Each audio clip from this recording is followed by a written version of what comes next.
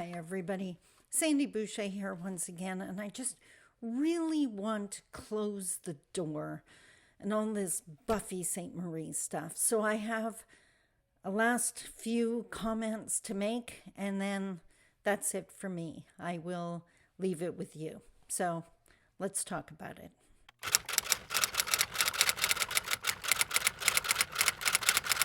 Bonjour. Mishko Paganon Quain Adishnakas Mangdodam. Hi, everybody. My name is Sandy Boucher. I'm Red Thunderbolt Woman of the Loon Clan and a proud member of Seine River First Nation in Treaty 3 territory in Northern Ontario. And like I said in the opening, I just really want to close the door on this Buffy Sainte-Marie stuff. As you saw in my video yesterday, it took me out at my knees. I now realize I was grieving. I was grieving the woman I thought she was. I don't have a lot of use for the woman who chose to pretend. And trust me, I've done some serious thinking and contemplating, wondering, did someone tell her she looked like an Indian princess as a child? And, we love to fantasize. And did she run with that? But does she realize that the only reason she could run with that is if she was surrounded by the safety of white privilege? Because anyone who knows what it's truly like to be Indigenous doesn't pretend to be Indigenous. It's not safe. It's not fun. It's not all the glitzy powwow regalia. It's unpacking shame and guilt in unhealthy family relationships. It's learning that you have value in a world that tells you you don't. It's learning to have your voice when others have taught you to be silent, or you've told yourself that silence is safety, because that is truth for so many. There's just so much to unpack, and I could go on, but I'm not going to, because I'm not going to let this dominate my life like it did yesterday. So again, I wrote myself a little note. The first thing I wanted to say, holy moly's reaction to the video. Easily blown away, my most popular video. And we've all heard the phrase, misery loves company. I guess it does, because, well, two things. One, that did help. Knowing that other people were hurting and confused and felt betrayed, like, it helped that it wasn't just me. So Chi-miigwech, thank you for that. The other thing, I am a reconciliation guide. I am an inspirational speaker. I do a lot of seminars and workshops. And I've long said that I learn so much from my audience, as much as I hope they learn from me.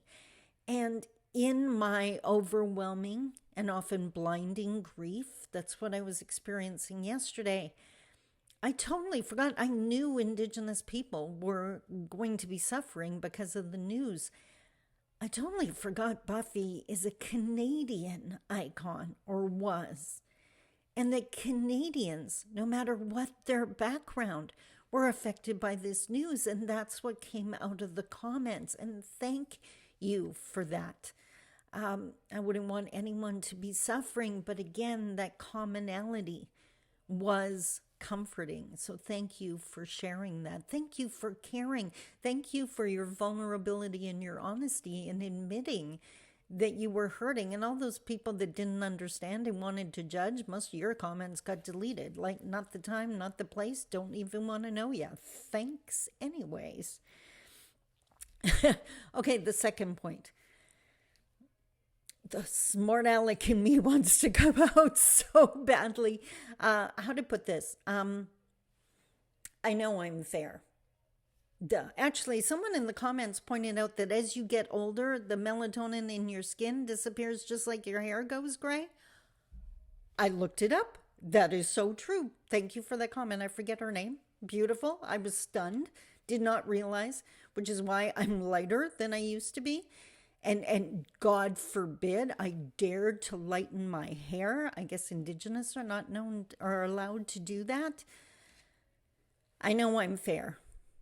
I also know I'm Indigenous. So I am going to put up the picture on my status card here. I know I am the proud daughter of Elma Godin from Couchiching First Nation, that I'm the granddaughter of Preen Jourdain and Thomas Godin, both recognized as longstanding members of Couchiching First Nation when they were here in their time. I have worked in the Indigenous community my entire life because I didn't fit in mainstream with my worldview, and I've had the honor of sitting with so many elders. I am Indigenous, and if you honestly think that is just determined by skin tone, then you need some education. Now, I want to be crystal clear, though. I'm glad you asked. Not the people that attacked. Come on, attacking is never cool. But we need to ask if our universities would get better at vetting Indigenous people. And by the way, white people should never decide who's Indigenous. Build relationships with Indigenous people. They will tell you who is Indigenous. Let them vet your Indigenous colleagues and counterparts. But ask the questions. I have absolutely no... I love it when people ask me, are you Indigenous?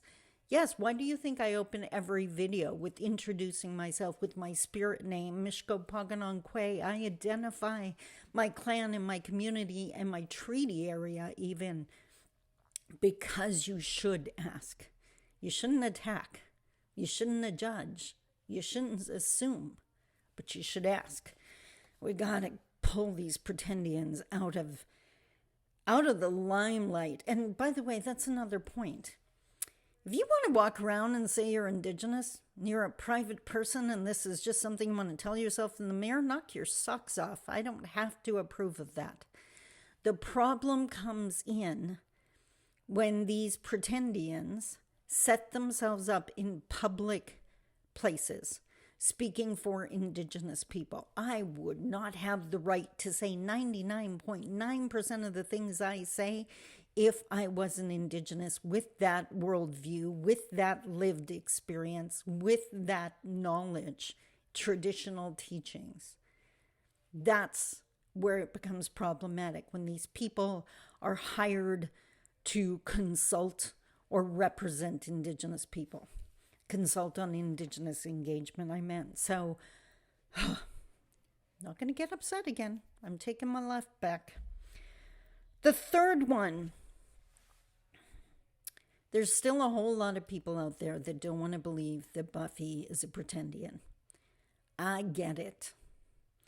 But it is that same mentality, that same denial that keeps women trapped in abusive relationships because they don't want to believe the truth. It is that same denial that has catfishing being a thing because we don't want to believe that that person we've met and care about on the internet is fake. When the facts are presented, then you have to unpack and realize who we're dealing with. And what I have a challenge or something for these people to consider. If you want to still continue in believing in Buffy as being Indigenous, well, for one, I believe that's a lie, but that's not my call. That's yours. But I want you to try something. For one, you have to watch the Fifth Estate episode. Don't just talk about it. Actually watch it.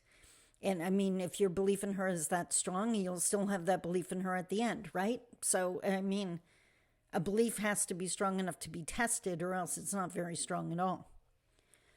But what I want you to do is watch the Fifth Estate episode and pretend they're not talking about Buffy. Pretend they're talking about someone else, and they did this investigation. At the end of the day, would you believe that person is Indigenous at the end of the episode? Because I think the problem is Buffy's been around for so long. Buffy was a pretendian before we even had the word. Buffy existed and started this facade in a time when no one on the planet would believe that anyone wanted to pretend to be Indigenous, because if you knew what that really meant, no one would sign up for that journey. So take Buffy out of the mix for a second. Look at the facts and see what you come up with. Last but not least, I am now releasing this. As far as I'm concerned, this is Buffy's path.